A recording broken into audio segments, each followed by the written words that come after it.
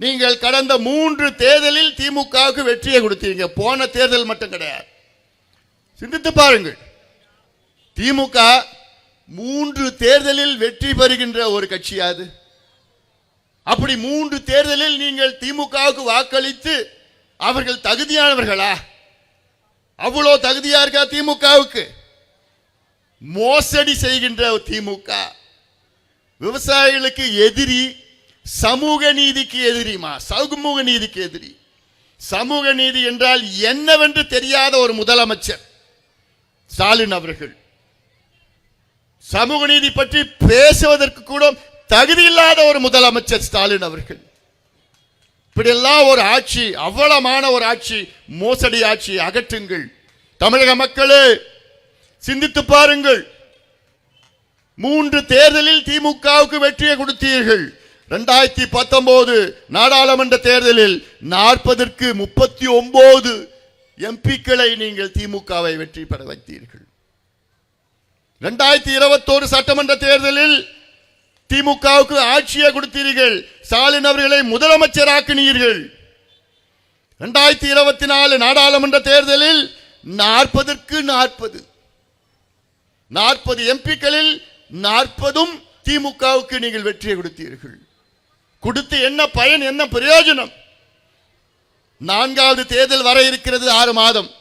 இந்த 4வது தேர்தலில் சிந்தித்து பாருங்கள். 3 தேர்தலில் திமுக வெற்றியை கொடுத்து உங்களுக்கு மாற்று ஏமாற்றம் தான், ஏமாற்றம் தான்.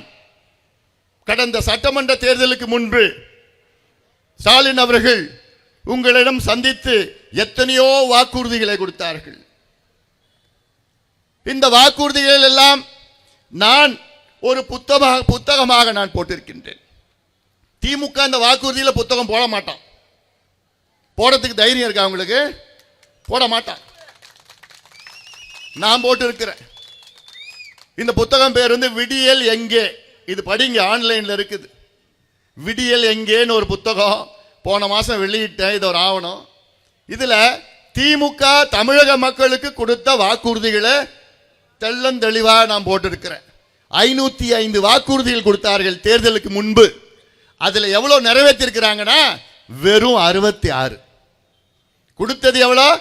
505. நிறைவேற்றி இருப்பது வெறும் 66 முழுமையாக. ஆனா பேசுவது நாங்க எல்லாத்தையும் நிறைவேற்றிட்டோம், எல்லாத்தையும் நிறைவேற்றிட்டோம். புத்தகம் போட்டு இருக்கிறீங்க. இது வரைக்கும் இது யாரும் இன்னைக்கு வரைக்கும் மறுக்கல, மறுக்க முடியாது. எல்லாமே புள்ளி விவரத்தோட இருக்குது. இங்க யாராலும் மறுக்க முடியாது.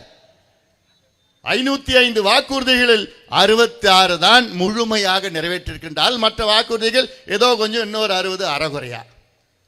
ஆக 13 விழுக்காடு வாக்குறுதிகள் மட்டும்தான் நிறைவேற்றி இருக்கிறது திமுக. மறுபடியும் நீங்க ஏமாற போறீங்களா? நீங்க ஏமாளிகளா? தமிழக மக்கள் நீங்கள் ஏமாளிகளா? உங்களை சுலபமா ஏமாத்திடலாமா? அப்படிதான் ஸ்டாலின் நினைச்சிட்டு இருக்கிறார். இது 505 வாக்குறுதிகள் மட்டுமல்ல, 505 சத்தியங்கள். தேர்தலுக்கு முன்பு உங்ககிட்ட சத்தியம் பண்ணிருக்கிறார் ஸ்டாலின். நாங்கள் ஆட்சிக்கு வந்தால் இதை செய்வோம், அதை செய்வோம், கல்வி கடன் ரத்து செய்வோம், நகை கடன் ரத்து செய்வோம், விவசாய கடன் ரத்து செய்வோம், நாங்கள் ஆட்சிக்கு வந்தால் நீட்டு தேர்வை ஒரே வாரத்தில் ஒழிப்போம், அழிப்போம், நாங்கள் ஆட்சிக்கு வந்தால் மாதம் கரண்ட் பில்லை எடுப்போம், நாங்கள் ஆட்சிக்கு வந்தால் 5 லட்சம் அரசு வேலைகளை புதியதாக உருவாக்குவோம், நாங்கள் ஆட்சிக்கு வந்தால் 50 லட்சம் தனியார் வேலைகளை உருவாக்குவோம். இப்படியெல்லாம் பொய்யான வாக்குறுதிகளை கொடுத்து உங்களை ஏமாத்தி ஆட்சிக்கு வந்தது யாரு? திமுக, ஸ்டாலின் அவர்கள். வெறும் 13 விழுக்காடு வாக்குறுதிகளை நிறைவேற்றிருக்கின்றார். 13 மார்க் தான் வாங்கியிருக்கிறாங்க திமுக. 100 மார்க்ல வெறும் 13 மார்க் தான். 13 மார்க் வாங்கினா என்ன ஆகும்? ஃபெயில் ஆகும். 35 மார்க் தான் பாஸ். அப்படிதானம்மா? எக்ஸாம்ல 35 மார்க் பாஸ் மார்க். திமுக எத்தனை மார்க் வாங்கியிருக்கு? வெறும் 13 மார்க் வாங்கியிருக்கு. ஃபெயில் ஆயிடுச்சு. ஃபெயில் ஆன கட்சி மறுபடியும் ஆட்சிக்கு வரலாமா? வரக்கூடாது, வர விடக்கூடாது. ஏன்னா அவங்களுக்கு தெரியாது நிர்வாகம்னா என்னன்னு. தெரியுமா? இல்ல, தெரியாது. ஆனா கேட்டா எங்க தாத்தா கொள்ளு தாத்தா தந்தை பெரியாருன்னு சொல்லுவார், எங்க தாத்தா அண்ணான்னு சொல்லுவார். எங்க அப்பா கலைஞர்னு சொல்லுவார். ஆனா இவருக்கும் அதுக்கும் யாருக்கும் சம்பந்தம் இருக்கா? எதுவும் சம்பந்தம் கிடையாது. எதுவுமே சம்பந்தம் கிடையாது. ஆனா பொய்யை சொல்லுவாங்க. பொய்யை தவிர வேற எதுவுமே தெரியாது.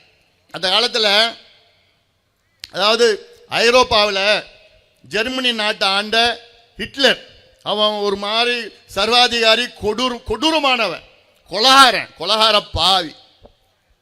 ஜெர்மனி நாட்டில் உள்ள யூதர்களை, லட்சக்கணக்கான யூதர்களை கொன்று குவித்தான். அப்படியே தலை வெட்டிடுவான். அவனுக்கு ஒரு கொள்கை பரப்பு செயலாளர், அவன் பேரு கோயபெல்ஸ். கோயபெல்ஸோட வேலை என்ன தெரியுமா? தினம் ஒரு பொய்யை சொல்லி சொல்லி சொல்லி ஒரு முறை சொல்ல மாட்டான். அந்த பொய்ய 10 முறை, 20 முறை, 30 முறை தொடர்ந்து சொல்லிட்டு இருப்பான். இப்போ நீங்க உங்க சைக்காலஜி, மக்களுடைய சைக்காலஜி அப்படின்னா, ஒரு பொய்ய ஒரு முறை சொன்னா நீங்க கண்டுபிடிச்சிடுவீங்க, பொய் சொல்றான்டா.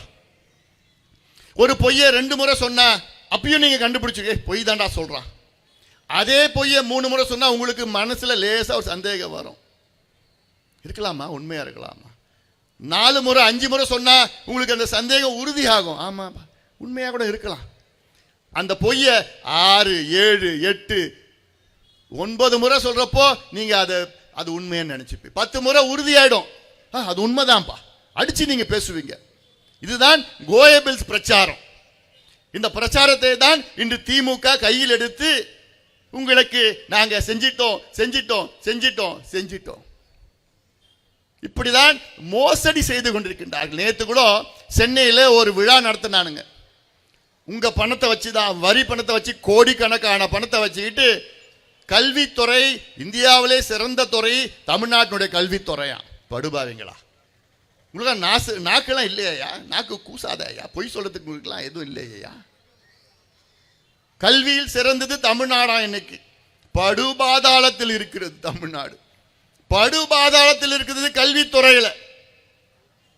இவங்க ஆட்சி வருவதற்கு முன்பு இதே ஸ்டாலின் அவர்கள் ஒரு பொய்யை சொன்னார். என்னன்னு, நாங்க ஆட்சிக்கு வந்தவுடன் கல்வித்துறைக்கு நாங்க 3 மடங்கு அதிக நிதியை ஒதுக்குவோம். எடப்பாடி பழனிசாமி ஆட்சியில 2020, 2021 அந்த ஆண்டில் கல்வித்துறைக்கு 34,000 கோடி ஒதுக்கீடு செஞ்சாங்க நிதி. இன்னைக்கு 4.5 ஆண்டு காலத்துக்கு பிறகு திமுக ஆட்சி காலத்தில் 46,000 கோடி கல்வித்துறைக்கு.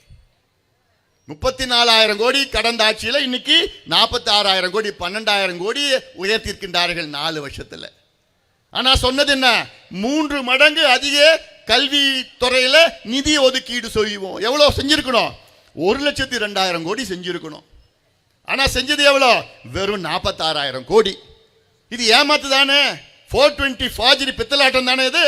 இது பொய்.